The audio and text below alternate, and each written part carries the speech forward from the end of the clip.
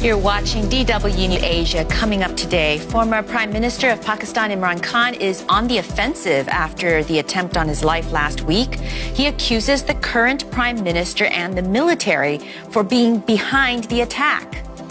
They are threatened. They know elections, they cannot compete. And so their motive was to get me out of the way. They tried other ways. They tried to disqualify me.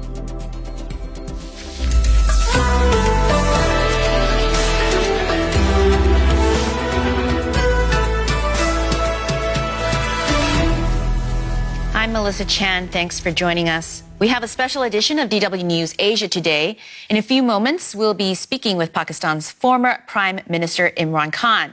Last week, he was shot and injured during a protest march to demand fresh elections after being ousted from office in April. He was hurt in the leg but has since left the hospital. 9 other people were also wounded and 1 died. Police say the perpetrator was a lone gunman, and an unverified video started circulating online. Keep in mind, there's a lot of disinformation and misinformation out there. But the video showed a man handcuffed at a police station who said, quote, "I did it because Khan was misleading the public. I tried to kill him. I tried my best," end quote. Khan has accused Prime Minister Shehbaz Sharif and 2 other senior officials of being behind the assassination attempt and has demanded an independent investigation. Joining us is former Prime Minister of Pakistan, Imran Khan. Thank you so much for joining DW News Asia. And sir, of course, I want to start by first asking how you're healing from your injuries, and do you expect a full recovery? I'm healing. I have 2 bullet wounds in my thigh and 1 in my shin bone. All 3 have been removed. And now my bones cracked, so it needs 4 to 6 weeks rest. I can't put weight on it until it recovers. The bullets from my thighs have been taken out, and they are flesh wounds. So full recovery, hopefully in 4 weeks' time. That's excellent to know. Now, you've accused the Prime Minister himself, along with the Interior Minister and the country's intelligence service, of being behind this assassination attempt, and those are very serious accusations.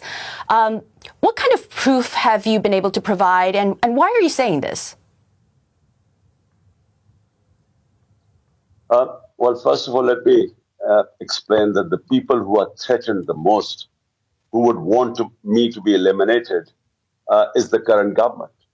Because since the last 6 months, since my government has been out of office or through a conspiracy, the party's popularity is unprecedented. No party has had such public acceptability as mine. So we have won out of 37 by-elections in the past 5 months. My party has won 29. So 75% of by-elections we've won. And in all opinion polls, we are sort of by far ahead. So they are threatened. They know elections, they cannot compete. And so their motive was to get me out of the way. They tried other ways. They tried to disqualify me, put terrorism cases on me, oppressing our party, journalists hounded who were trying to portray our point of view. One is the best investigative journalist, Asad Sharif, was murdered in Kenya, hounded out of Pakistan. So this was a plan to get me out of the way. So those two, and let me tell you, the Prime Minister and the Interior Minister. But sir, very quickly, what you've provided is contextual. There are certainly people who would benefit from harming you. So, but it is a little bit like Sherlock Holmes. It's deductive. You believe there's a plot based on a pattern of what critics have said. But what is the hard evidence? Because what you've provided is circumstantial. Look, I know these 3 people were involved because I knew about the plot. The plot started 2 months back. They decided to bump me off by saying a religious fanatic had killed me. So 2 months back, they started this campaign. It was the video was made by this intelligence agency. It went on to the politicians, on the state media, where they consistently started this campaign that I offended I committed blasphemy, and these religious sentiments were upset. So I then exposed this on the 24th of September, on the 7th of October, in a public, a big rally, saying exactly this, that this is the plot, and they will have me bumped off by a religious fanatic, pretending that I'd offended, I'd committed blasphemy. Now, so you were warned about this. You were warned about this, and so you believe that as a result of being warned, then it has to be the Prime Minister and the military apparatus behind this. And so if you knew about this, I want to ask about the security, because when I look at the videos of you doing this long march, there doesn't seem to be a lot of security. Did you just ignore the warnings, or did you decide to just take extraordinary risks to your own life, but also to those who support you? Look, past 6 months, I have been in the public. I've held 60 public rallies, almost a record. And then this March. So there was always going to be risk. So many of the rally, before I was holding a rally, they would say, your life is at threat, there's a terrorist threat. This went on for 6 months. Now, I have the options. Do I stay at home and stop this injustice that has happened to Pakistan, where they've plonked the biggest crooks of this country, who've been looting the country for 30 years, they plonk on us, and we expected to sit quietly like a herd of sheep? Or were we going to stand up to the injustice? So I decided that whatever the risk, I would go out in the public. So there were always going to be a risk. But I know who was being threatened, and I know who plotted it. And that's why I want an independent investigation. Got it. Now, you're doing this march, you're resuming it. Is part of your goal here to bring down the system? Because if you're as popular as you say, and the by-election certainly suggests that, why don't you wait until the next election? Why are you trying to force this to happen now? Can't you wait until next year? You will still likely be as popular as you say next year, if that's what you believe. Melissa, it's not about me being popular and winning the elections. We will win the elections, inshallah, whenever they are held. The point is, Pakistan is going down. We are now nearing default. My worry is that by the time these criminals who've been imposed on us, by the time they go, the country might go to a point of no return. What we are seeing is our economy is tanked. All economic indicators have gone down. Exports, economic growth, agricultural growth, everything is heading down. Rupee is falling, our reserves going down. We are heading into a dark tunnel. The only way out of this are free and fair elections. Why? Because when you have free and fair elections, you will have a government for 5 years. That brings in political stability, which doesn't exist right now. And there is no political stability. So time is of essence.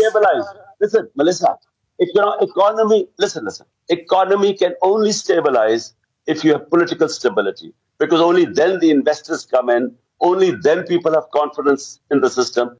When no one knows how long this government is going to last, even the government doesn't know, the economy has tanked completely. Mr. Khan, I want to express how your march has looked beyond Pakistan's borders. I'm sitting here in Berlin. You left office following a no-confidence vote, and now you're marching on the Capitol, choosing not to wait for the election. So to some, it doesn't look like a protest. It looks like an attempt to take back power, and that you're using populism to do so. From the outside, there are critics who say that this is reminiscent of the likes of Jair Bolsonaro in Brazil, Donald Trump in the U.S., Rodrigo Duterte in the Philippines, or Bongbong Marcos Jr. now in the Philippines. Would it be fair to include you in that bunch? Okay, well, that's point number one. Marching to the Capitol, what is called a march. There were 3 long marches against me when I was the Prime Minister. We didn't stop them. We didn't think it threatened my democracy, because peaceful public protests are part of democracy, my right. So, firstly, it is within the Constitution. It is when you feel that there is something wrong going on as a Democrat, it is your right to protest like you do in Germany and all over Europe. Secondly, my government was removed, not some constitutional or legal way. They paid $1 million of black money was spent to buy 20 of my members of parliament. It was straightforward, something illegal. I mean, it wasn't an election, it was auction. They were buying our MNAs, and it was not hidden. The whole country knows the going rate when this spent on my members of parliament. So that is unconstitutional. So it was my right to protest. Secondly, the people who have come on imposed on us, 61% of them are on bail. 60% of the cabinet is on bail on corruption cases. And what they have done is, while the economy has gone down, they have given themselves immunity from corruption. This doesn't happen in a democracy. So you're talking about corruption, but I go back to the fact that you were in power. What would you have done differently? If you're talking about so many people who are corrupt, do you have any regrets from your leadership, your prior leadership, in terms of not being able to tamp down corruption the way that you're talking about right now? Well, Melissa, one regret. I came in with a thin majority, a coalition government, weak government. And what I could not do was impose rule of law. Corruption is a symptoms when you do not have rule of law. Rule of law means when you have powerful crooks who are above law, which is what has happened now. These people who've been plundering, these ruling elite, who've been stealing money for 30 years, who have massive corruption cases, have come into the parliament and waived off the corruption cases. So what I could not do is that the Accountability Bureau was not controlled by me, it was controlled by the establishment. And so I did not have the power to bring the big crooks under the rule of law. And I could not hold them accountable. And so you're ineffective. I mean, the reason why developing world is poor is because the ruling elites are above law. And I couldn't succeed in bringing them under the rule of law. Mr. Imran Khan, we've run out of time. Thank you so much for joining us. That's all for today. Be sure to check out our website. That's dw.com/Asia. I'm Melissa Chan. Thanks for watching and goodbye.